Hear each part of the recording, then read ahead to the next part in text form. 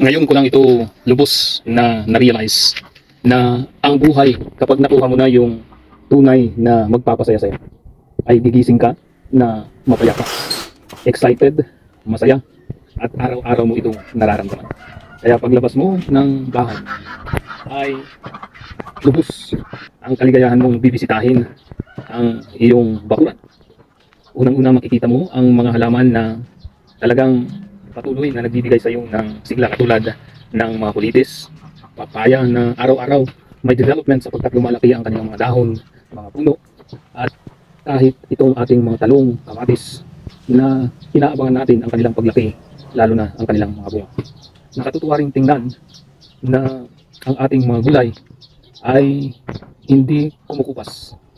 Araw-araw mayroong nagbibigay ng bunga. Araw-araw may nadadagdag na namumunga katulad ng okra.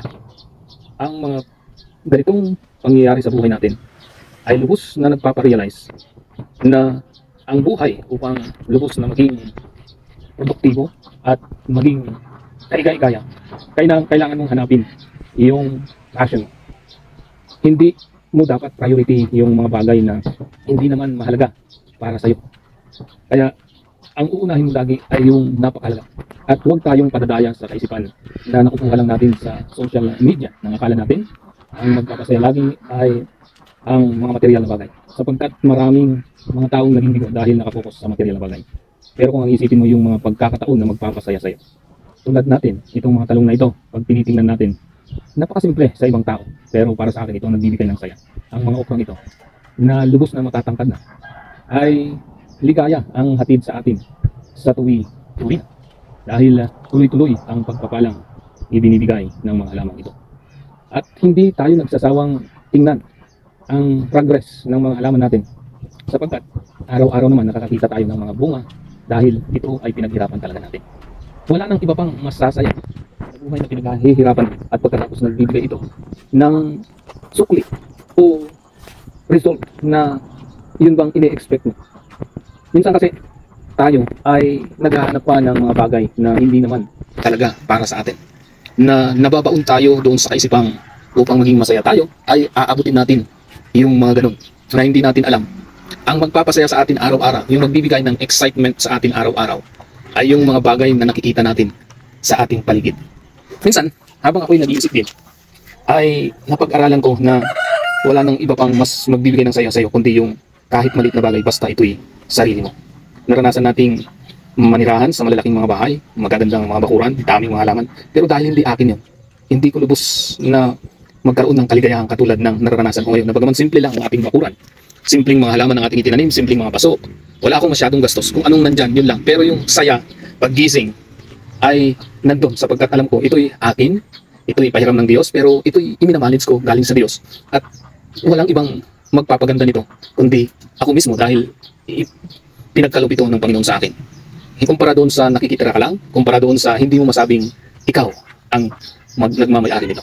Kaya nga kahit itong mga sampalok at iba pang mga prutas katulad nitong bayabas na ito, na ang ilalim ay ampalaya, ay lubos na ang saya ay ibinibigay nito lalo na kapag may napipitas na tayong mga bayabas at marami na itong mga bunga, ay nakatutuwa na talagang may mga bagay na simple lang pala para tayo'y ma-excite at maging masaya araw-araw. Tingnan mo ang bayabas na ito.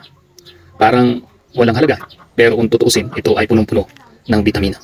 Ang mga ampalaya sa palibot natin na araw-araw lumalaki, araw-araw mayroong improvement ay nagpapasaya sa akin. Kaya nga lalo tayong na-excite na magdilig araw-araw. Na-excite tayong i-develop ang ating bakuran araw-araw dahil araw-araw din ay mayroong pagbabago na ibinibigay ang ating bakuran. Kaya nga hanapin natin yung ating passion. Ano ba yung magpapasaya sa atin? Yun po ang nais kong idiin ngayong araw na ito. Hanapin natin yung passion natin at yun ang magpapasaya sa atin. Hindi ko sinasabing hindi ka magiging masaya kung hindi mo ito makita. Pero dapat nating maintindihan na kailangan nating makita ang passion natin upang tayo lubos na magiging masaya. Kaya napakahalaga na talagang pag-isipan mo ang buhay mo. Pwede kang gumawa ng mga bagay na talagang gustong-gusto mong gawin katulad ng ginagawa ko. Ito po ay nagsisilbing relaxation ko habang ako ay naggagarden. Na kahit anong busy natin, kahit anong stress, problema, ay kusang nawawala kapag nandito po tayong nagko-cultivate, sapagkat nakikita nga po natin na ito po ay nagbubunga. Kaugnay din ito ay ang aking pag-share ng mga vlog po natin araw-araw.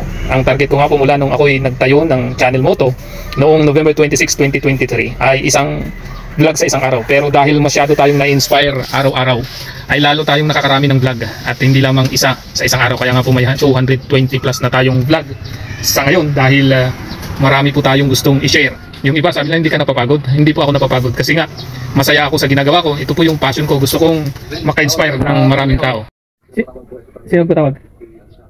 Sige, sunod ako. At habang atin nga pong inaayos ito ay pinapatawag po tayo sa barangay hall, pero tatapusin lang po natin ito konti. At tunay nga po na habang ginagawa ko po ito ay hindi po ako na-stress, sapagkat ito po ay parang normal na bahagi ng buhay ko na nagsishare po tayo at masaya tayo sa ating ginagawa. At maging sabi nila, kunti naman nanonood ng video mo, walang problema po sa akin kung kunti o marami. Ang mahalaga ay meron po tayong na-inspire na katulad mo na nanonood ngayon. Ang gusto ko kasing mangyari ay maisip natin na ang buhay ay normal lang. Kailangan nating mabuhay ng simple, kailangan nating mabuhay na payapa at walang masyadong pinoproblema. Ang kailangan lang natin, siyempre, i-maximize natin yung ating buhay.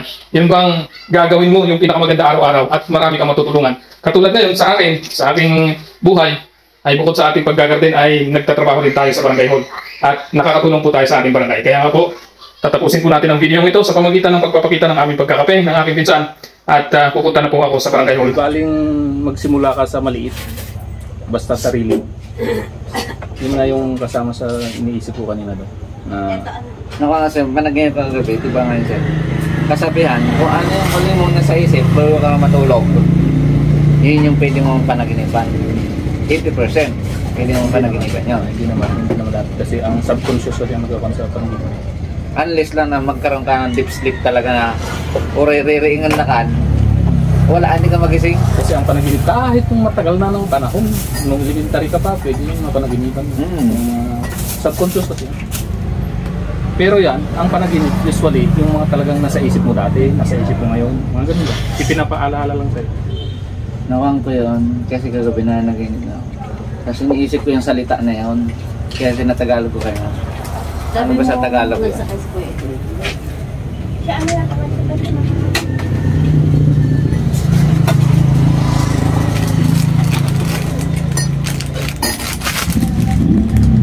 Hindi pala ka nagsasalabat sir. Bukas ko pa pala ito namin ni mama. Nire-reserve talaga namin para sa ito. Alam na yung gusto. Ganun kaka-special. Ganun tsaka ano dito, Bert. Bawasan niyo muna yung dalang tinapay dyan kay CUP. Yung mga pambata dyan patikim sa matanda. Kasi lagi kaming may pasalubong sa Bert. Ganyan, special kasama. Lagi din naman pasalubong mo, basta may madadaanan. Oh. Pagka wala ay wala. Ay, kung straightan ang biyahe, wala. Talaga.